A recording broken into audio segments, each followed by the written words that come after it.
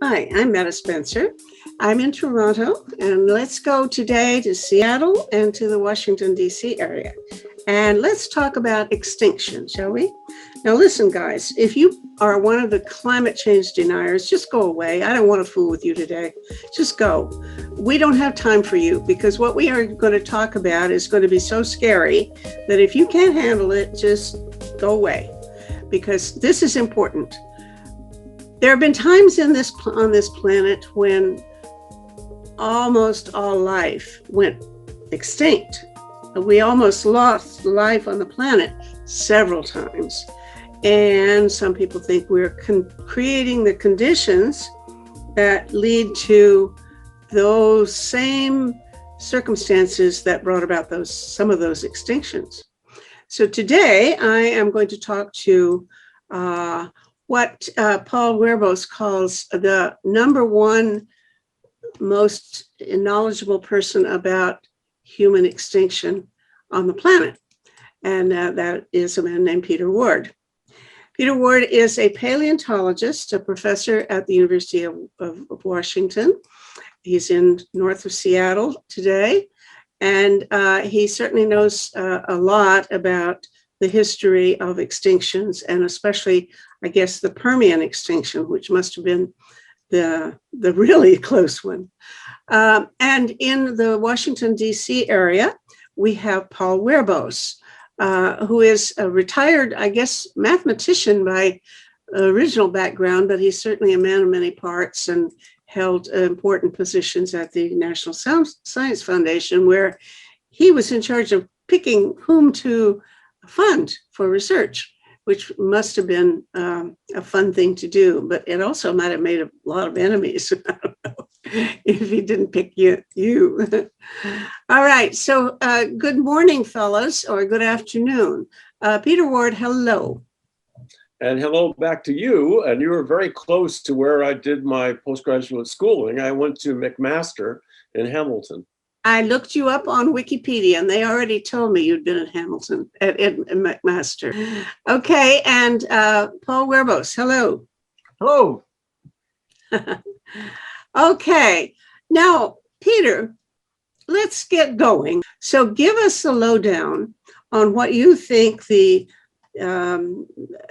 conditions were that led to at least one, and I think you will say more than one of those extinction events. It's hard to talk about scary things, and it's hard to talk about scary things in such a way that you can really suggest to people ways to make them less scary. It's easy to do a jump scare in a movie, you come out and big boo, but how do we go to solutions? Scaring can get people's attention, but scaring doesn't necessarily get people to look for solutions.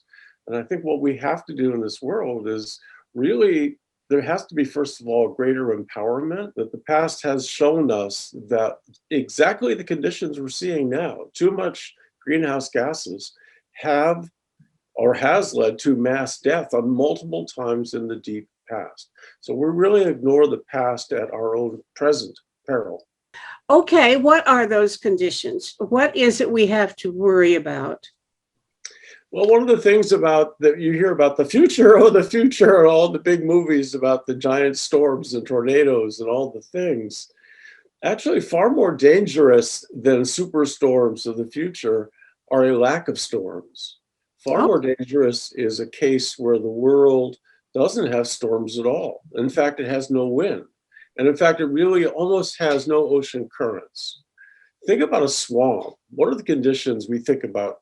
A swamp deep in a jungle, and you're down below the trees. There's not a breath of wind. The water is dead still and calm and quiet. And what comes out of those swamps? Bubbles. And if you get close to it, ooh, it stinks. Swamp gas. And where is that coming from? It's coming from rotting, vegetated material that has been buried and no longer is in contact with oxygen. And we have a whole series of bacteria that love to chew up organic material when there's no oxygen around. And a terrible gas called hydrogen sulfide burps out of swamps. Think of our world. What you call the swamp gas is hydrogen sulfide? Yes, that's correct. Uh-huh. H2S, hydrogen sulfide. There's also methane coming out of these places, a whole bunch of really nasty things. So how could our world get to where it's no longer that small pond, let's say in the Amazon with a big tree cover over the head? What about every ocean is the equivalent on giant scale now of that swamp, where there is organic rotted material on the bottom. There's no oxygen in the water. Bacteria take over, and the bacteria, when they respire, instead of as many bacteria do now, instead of plants do, plants take carbon dioxide and respire out oxygen. Many microbes respire out poisonous hydrogen sulfide. So Oh, how do we get to a world where the oceans are the swamp? And there's a simple way to do it. You simply have to warm the poles without at the same time keeping the tropics at the difference in temperature. What if we warm the poles and not the tropics? The polar regions get warmer, warmer, warmer. The tropics stay the same temperature. We no longer have really cold poles. And once we no longer have warm and cold, we no longer have high pressure cells, low pressure cells. We no longer have big winds. We stop ocean currents. We become a world swamp. oh my goodness. What an interesting idea. Now, one of the terms that Paul has used in referring to your work is not what I came across. So you're going to have to straighten me out. He uses the term stratified oceans. Let's think about what stratified means. I'm a geologist, and strata to us are layers of rock. And of course, the way layers of rock work, when you have a pile of strata or a pile of bricks, the oldest are on the bottom. But what about stratified society? I mean, economically now, what we're worried about is we have a very thin layer of the very wealthy sitting atop many thicker layers down below of the less wealthy. Well, let's pretend that stratified wealth in an ocean is where the oxygen is. And the wealthy are right at the surface, a very thin, wealthy, oxygen-rich place. Oh, and if you're an animal, I love oxygen. And then you drop down into deeper water and you find less and less and less oxygen. It's stratified from lots of oxygen to no oxygen. And once you get down to the bottom, if you're in a place where there's no oxygen at all, the types of microbes that are living there, because it once was an oxygenated ocean, the types of microbes change. We start getting these hydrogen sulfide producers. And the stratified oceans are the first step to leading to a major mass extinction. Okay, now you're talking about stinky, swampy ocean, but the stinky swamp is, if I'm understanding you, is at the bottom, not at the top. It is. The sticky stuff's on the bottom. And even in our swamp in the Amazon, what we have is a lot of oxygen in the air around it. But when you're talking about a very, very, very deep ocean, you've got all that water. We have a model of what this looks like right now. It's called the Black Sea. The Black Sea is an amazing place. You have at the top, because the water at the top is in contact with the atmosphere, there's a free exchange of oxygen from the atmosphere into the upper reaches of the water. But the Black Sea is a really current-free place. There's not a lot of water movement going on. And over eons of time, as you go deeper into the Black Sea, you run into water without, or very little, to the bottom, no oxygen. And down on the deep part of that, there's this nasty black mud. No animals can live there. There's just not enough oxygen for animals to survive. Only microbes do. So what if the entire ocean was the Black Sea? And that's what happened in the Permian. It's what happened at the end of the Triassic. It's what happened in the Devonian. It's what happened in the Ordovician. It's what happened at the end of the Paleocene. Over and over in deep time, we've had these conditions. And why do we get these conditions? How do we get to this place? Because, as Paul is going to point out, stratified oceans are going to be a consequence if we slow down ocean currents. If we make what we have a very special current called the thermohaline circulation system, which simply means it's like an escalator. There is an ocean current now that takes oxygenated water. It's like the steps of an escalator and escalates it all the way down to the bottom. The deep oceans today have as much oxygen as the surface in most places because there are not the usual currents we think of on the surface. These are vertical currents. Escalators go up and go down.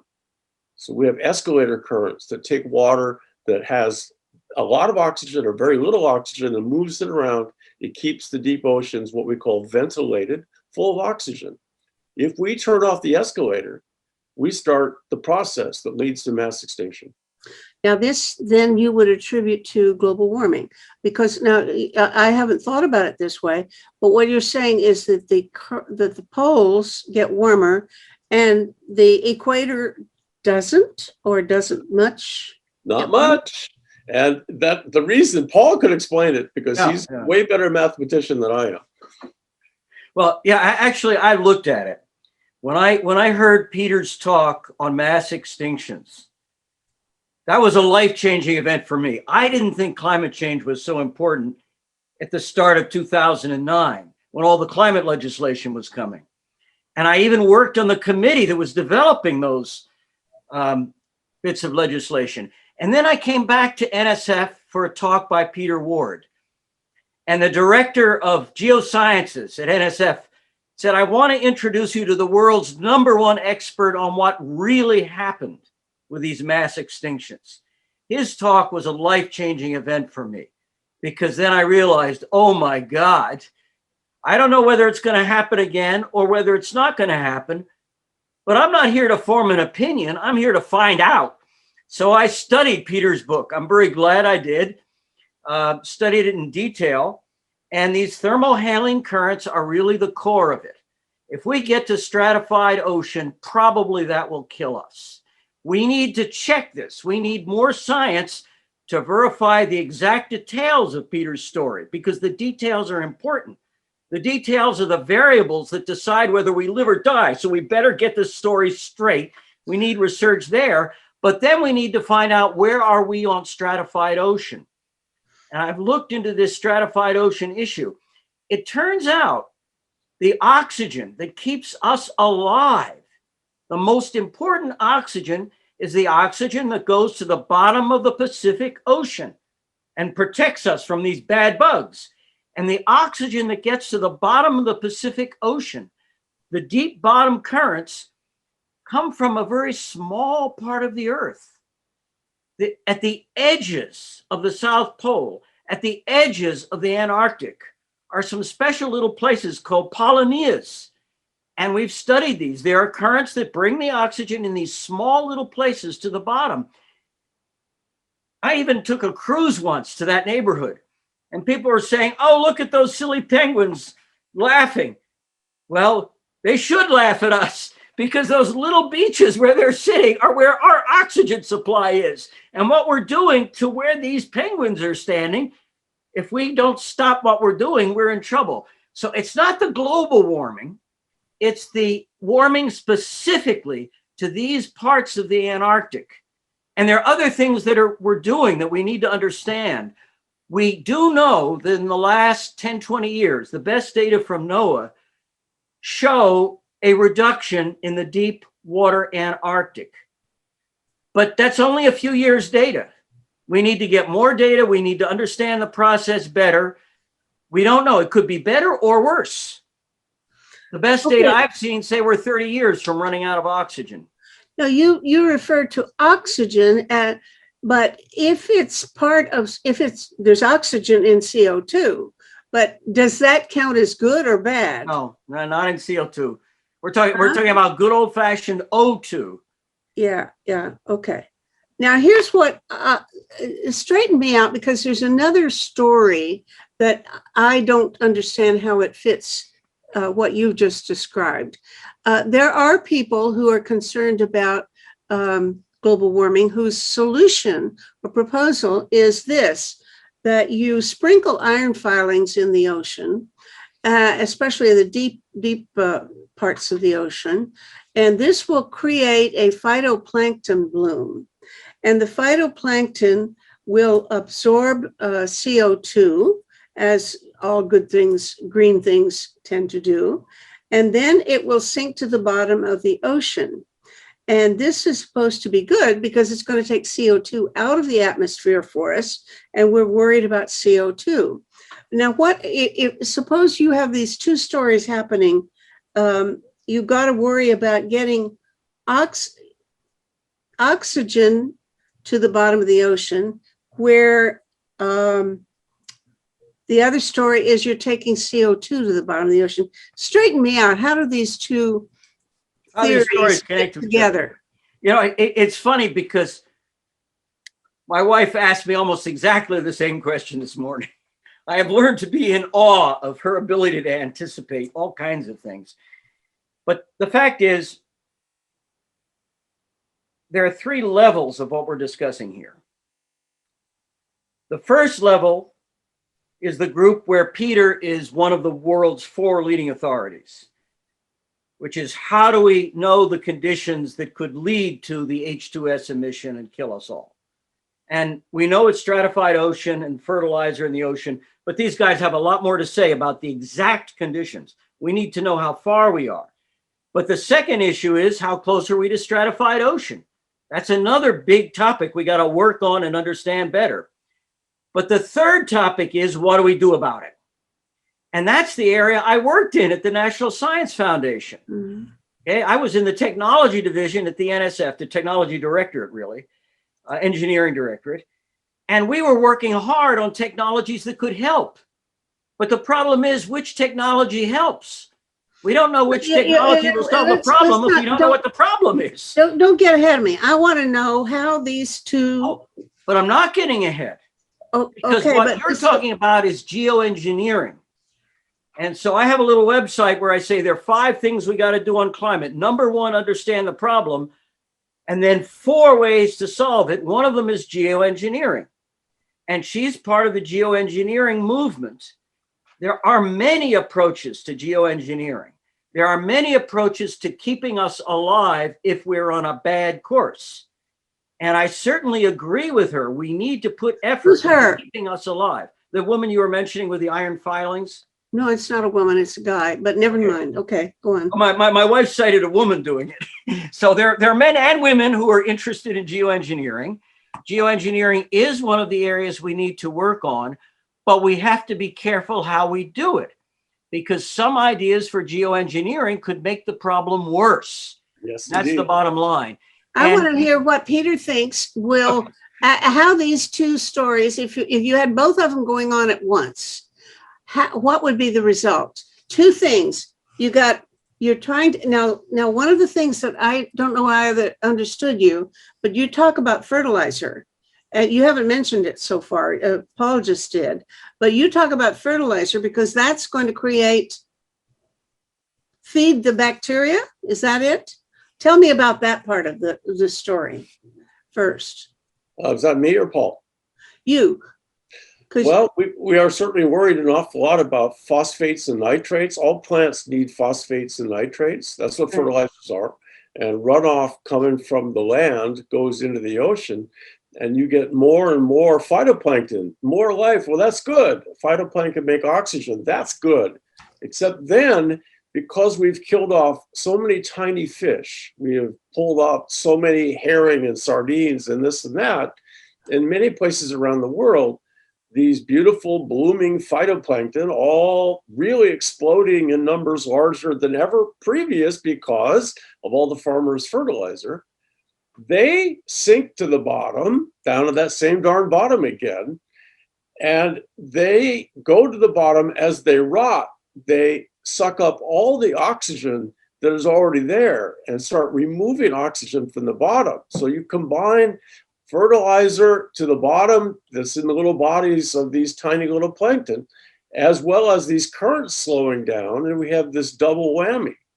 Now, going back to your idea about the iron filings, one of the things you have to think about in any geoengineering, which Paul well knows, is that what is the cost? How much remediation does it do to put the iron filings in? And it does do things. You're right. It could be a very effective thing. But how much carbon dioxide do you put in the atmosphere when you mine the iron, when you grind the iron down into little particles, when you take the ships that have to drop it or the airplanes that have to drop it, they're all putting carbon back into the atmosphere. I was seeing yesterday, I got two very depressing reports from a very close friend of mine named Nate Hagens. And I really recommend you get him on your podcast. He's one of the great thinkers. He's keeping track of carbon dioxide up into the atmosphere and carbon dioxide down into plants or into the rock record. And right now, the Amazon rainforest is putting more carbon dioxide into the atmosphere than it's taking out. And British Columbia right now is an enormous producer of carbon dioxide from its forests because they're burning.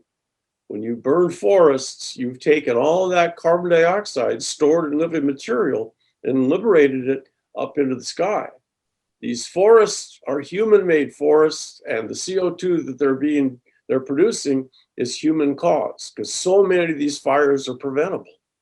So geoengineering, as Paul is very correct, geoengineering has to be looked at in terms of what is the benefit, how much CO2 does it remove from the atmosphere, but how much carbon dioxide did it take?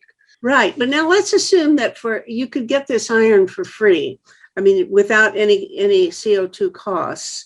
Now you put this iron in and it does make blooms of phytoplankton, the same as the phosphate from the fertilizer runoff from the ocean, from the rivers downstream and into the Gulf of Mexico, et cetera. So both of these are doing the same thing, right? They're creating a phytoplankton bloom.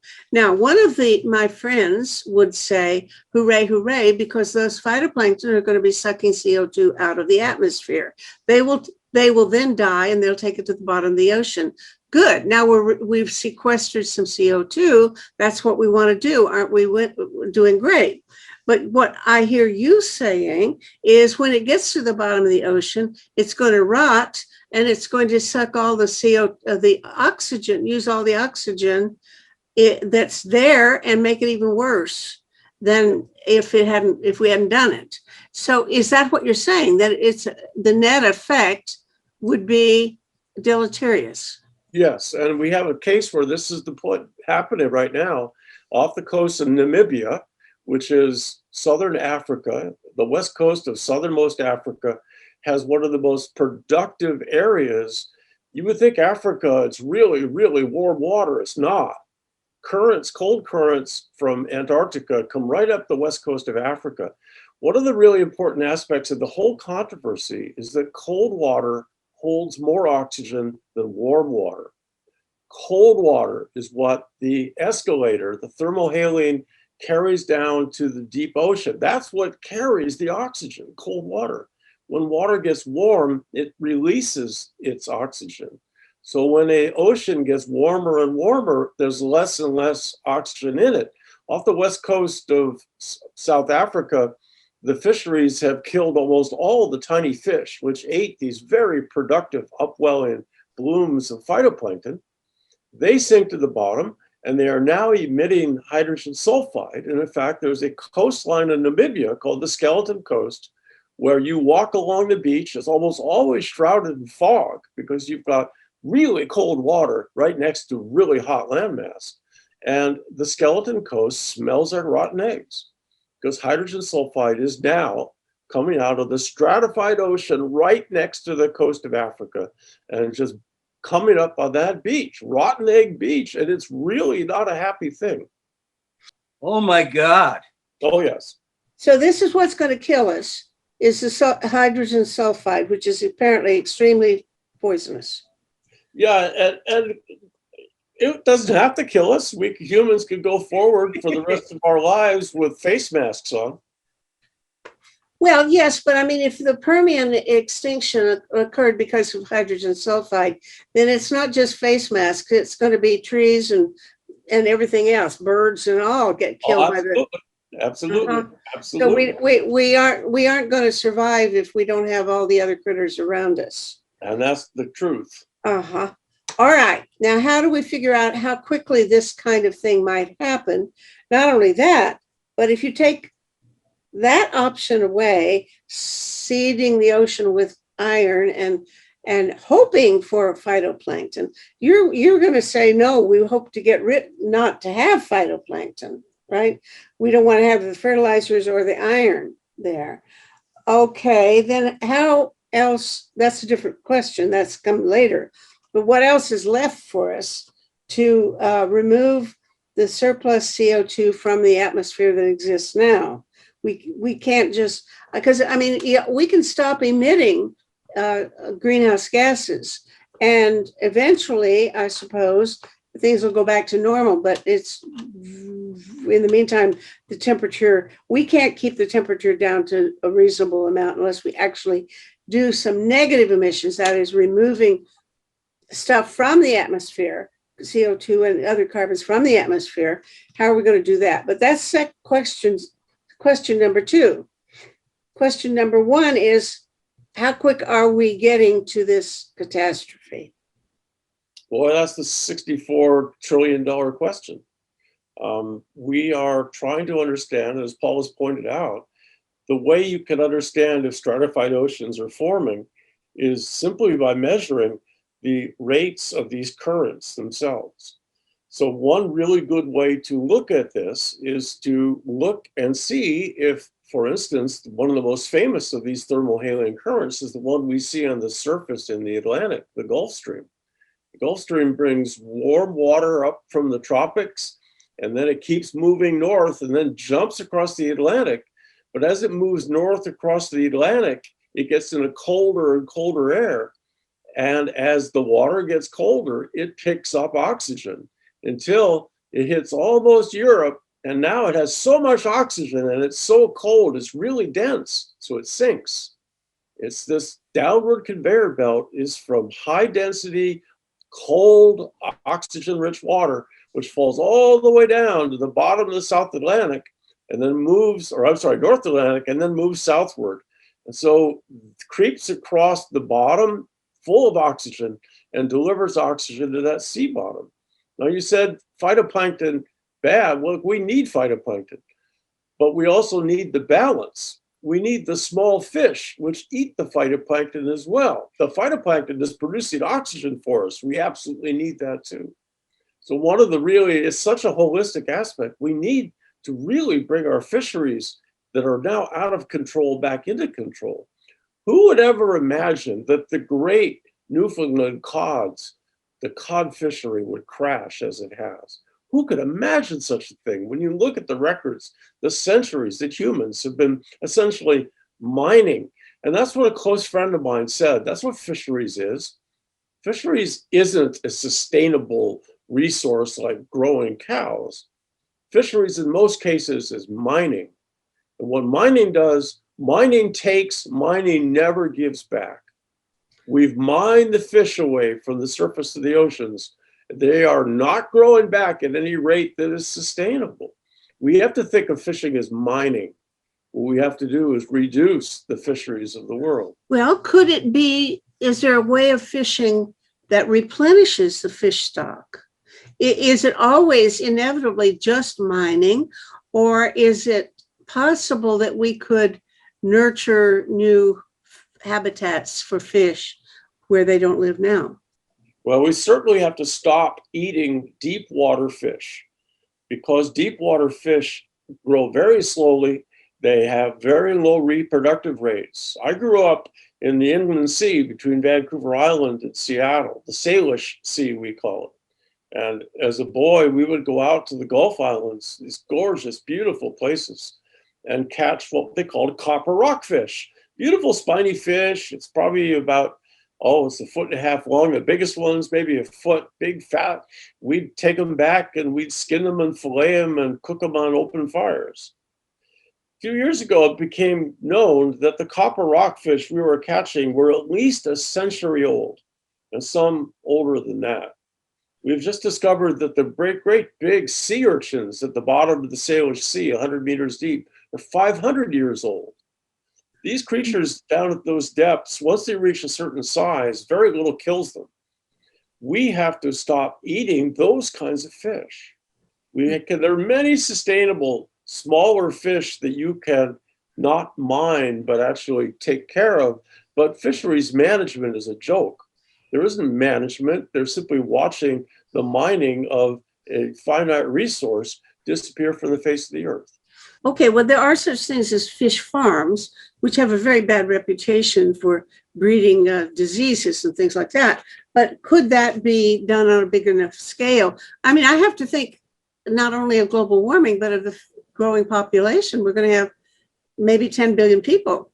They've got to eat. So can we farm fish?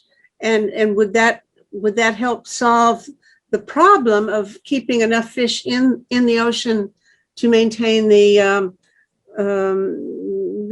relationship with the plankton, et cetera? Well, the fish farming I see going on now is certainly not going to be very sustainable. The Atlantic salmon is what we see in the stores around here, but even now it's costing over $10 or $11 a pound for farm fish. That's not going to feed very many people outside of the rich industrialized countries. Farming great big carnivorous fish is the wrong way to go. What you want to farm are the small sardine-sized fish. They grow fast. They have high reproduction rates. We just stay away from it. But why go there at all? There are so many plant-based alternatives. And it's really important because this begins to get to the technology solutions aspect. And that's kind of like where I used to work, right? And in addition to understanding the problem, in addition to developing and understanding geoengineering options, there are three areas where we could be interacting much better with the climate. And one of them is agriculture and fisheries and related. Those sectors could be helping us with the climate change, but right now they're hurting us. And whether they help us or hurt us depends on how intelligent the policy is. And that depends on how much rationality and science goes into making policy for agriculture and fisheries. They could be a great help, but right now they're hurting us and we need better information. We need like science to figure out how to do it right and not screw it up.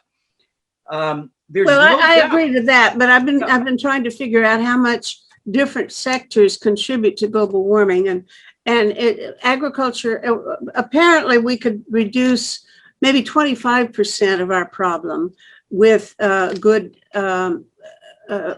agriculture and good farming, but it's not going to solve the whole problem. I was thinking, okay, let's use the oceans too, but you've got me scared about the oceans. It sounds like everything we're going to do can only be counterproductive in the ocean. We can do good things and we can do bad things. So if you leave aside geoengineering, there are three sectors where we could have a big impact that are about equal.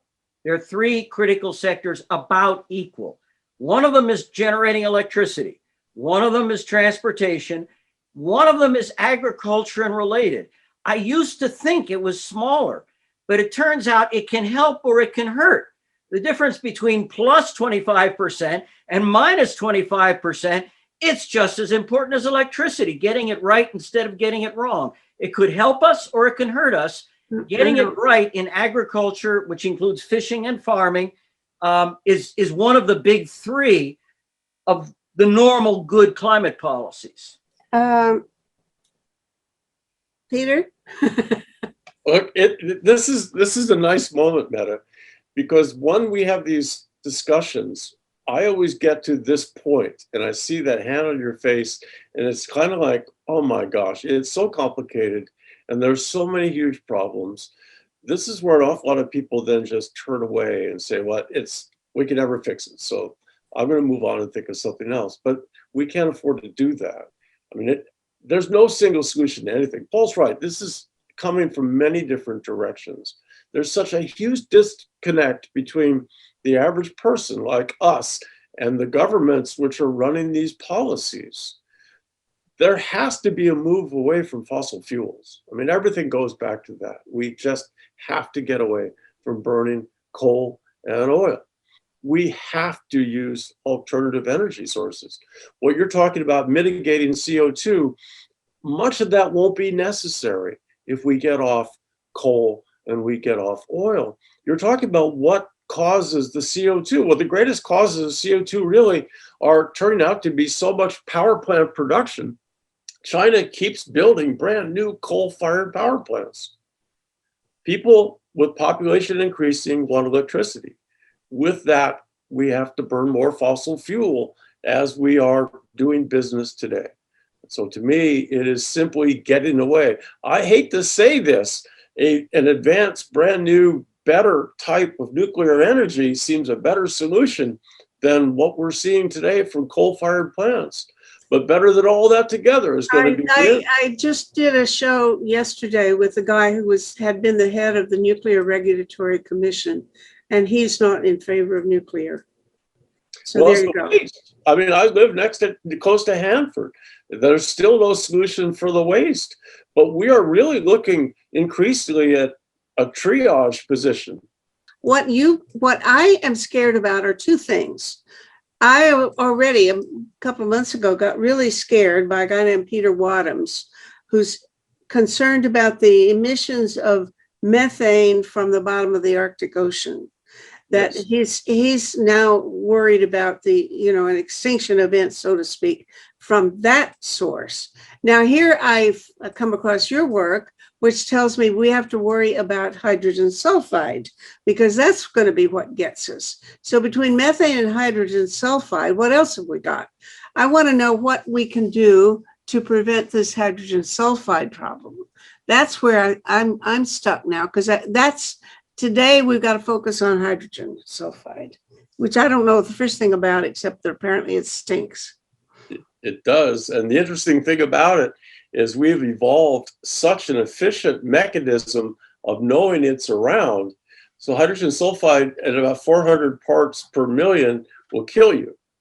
But we can detect several parts per million, because go ahead, I'm going to get to the indelicate part of the talk today. Let's go out and have a gigantic Mexican lunch with refried beans and more refried beans, and really throw in the refried beans, and then we have chili with it. Oh, and chili without meat, beautiful, more refried beans and more refried beans.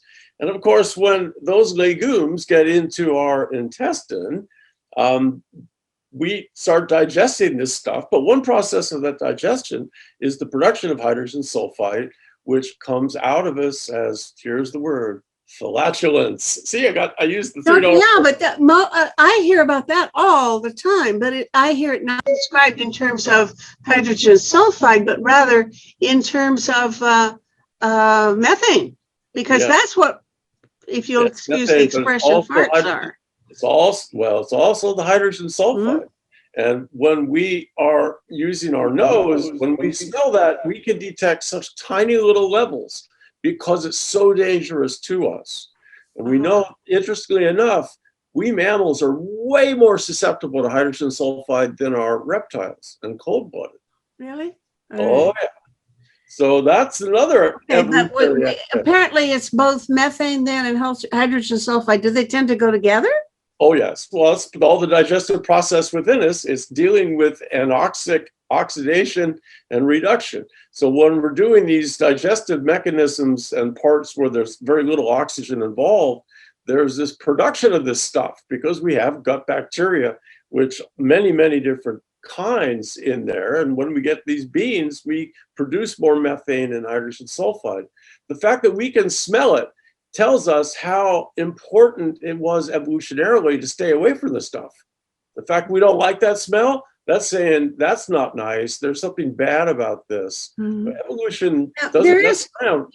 There are some partial solutions to the cow flatulence and maybe other things too. I never heard of people eating it, but apparently feeding seaweed, a certain kind of seaweed, to cows reduces very much the production of the methane that they emit from both ends.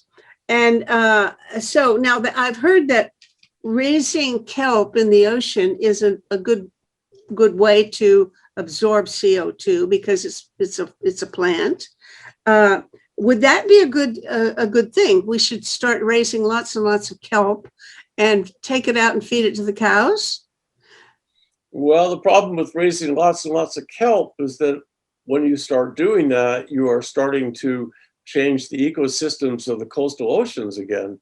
There was the case in California where, of course, they killed off the otters. Once the otters were gone, the sea urchins multiplied by many, many times. The sea urchins began eating all the kelp, and all the kelp disappeared, and that ecosystem all fell apart. I think in this particular case, that may be a solution and may not be a solution. But one of the topics you mentioned early on that I think really is relevant that we haven't really explored is, could we go back to the Permian extinction and try to tie all this together? Because that extinction and how it came about really does bring almost everything we've talked about today into a nice little neat, very scary package. Okay.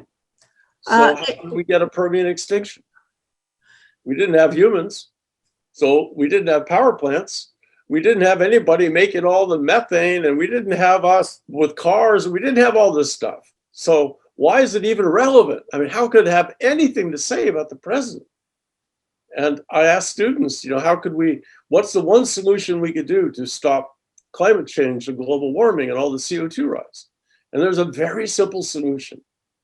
If only we could manufacture great big lids and cover every volcano on the planet with a nice little tight lid, and they couldn't emit any more gas, we'd be in great shape. Oh, really? But I thought that was the theory that has been discredited. When I was studying or reading about Permian extinctions, the answer was that it always was caused by volcanoes in Siberia. And so when I came across your notion of phytoplankton or something in the ocean, I thought, well, that's a different theory. This hydrogen sulfide is different. It's the same theory. It's exactly the same. Yeah, we get a Permian extinction when we warm the poles to such a warm extent that ocean currents stop and we get a stratified ocean. Permian extinction is the death mechanism is the hydrogen sulfide. But getting to it, you need all those volcanoes. That was how we got this world that we never want to get back to, where it is so warm at the poles that there's no temperature difference or very little between the South Pole and the equator. Yeah, so it's important that people are clear on the stages of causality. Okay, please. So the H2S caused the mass death. Stratified ocean and fertilized ocean caused the H2S production, as we now start to understand as a result of new work. But then how did we get to stratified ocean?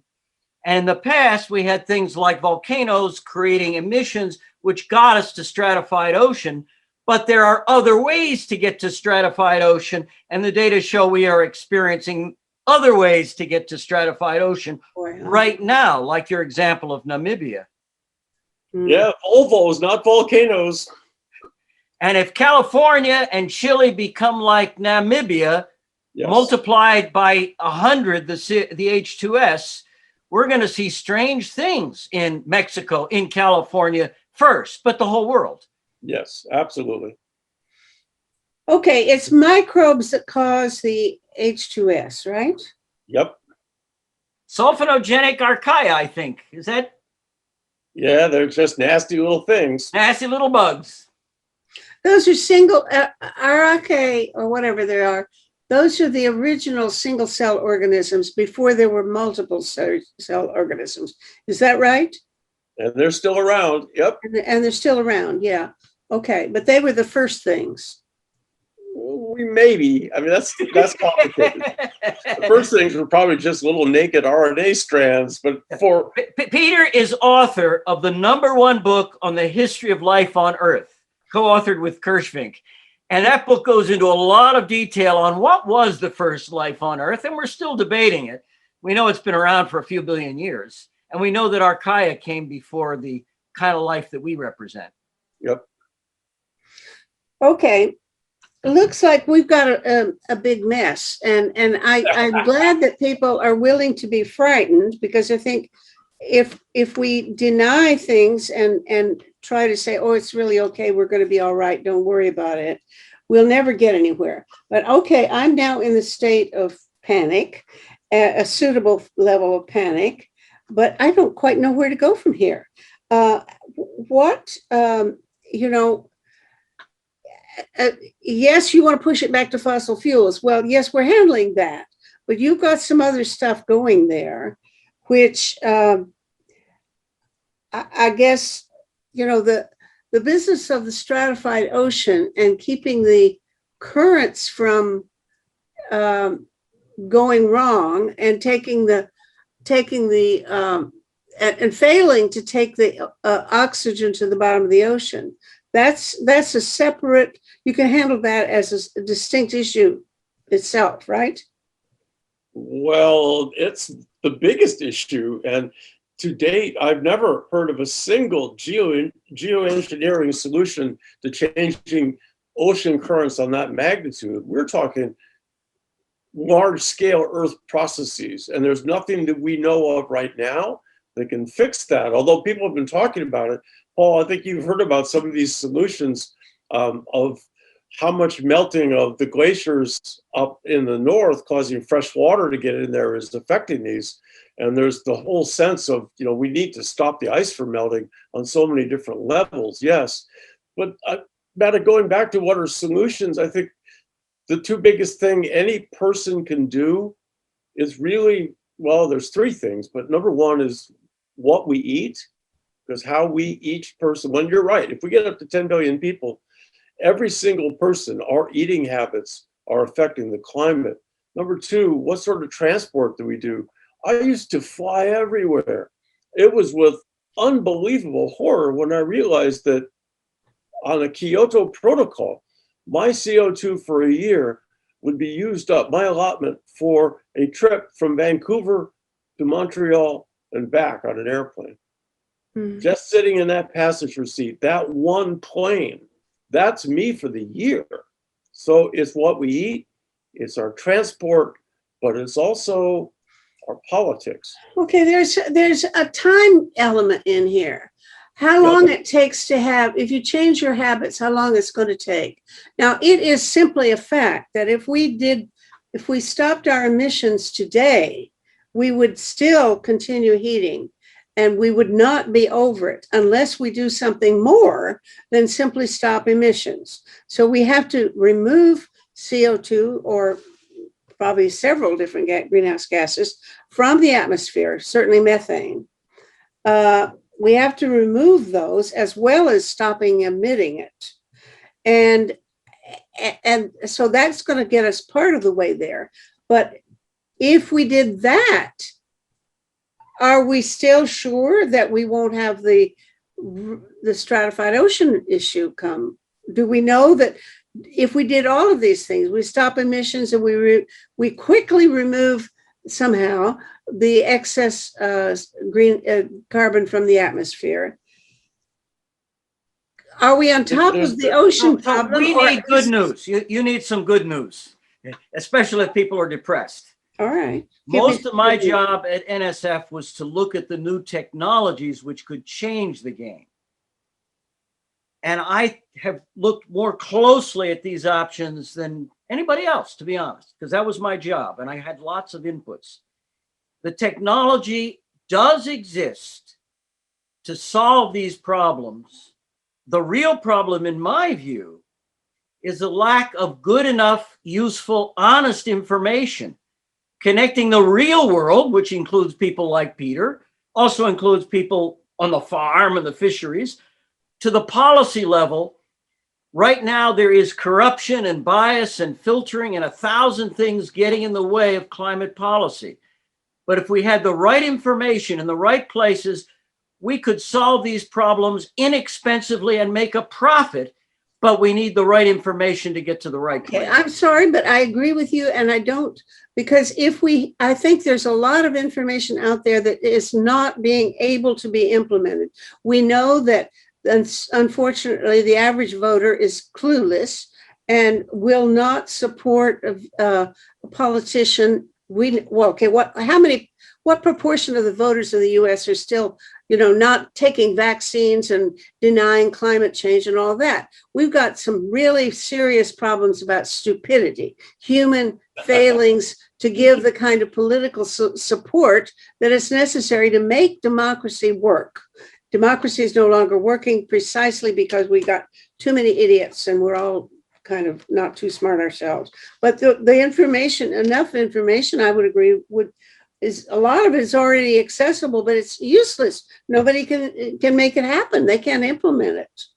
There are people filtering the information from the point of reality to the point of policy. And we need to have some alternate pathways for information. And I want to thank you, Meta and Peter, because you are playing a critical role in giving us the nucleus of a new flow of information, which needs to be amplified. Hope somebody will watch us. I hope so too.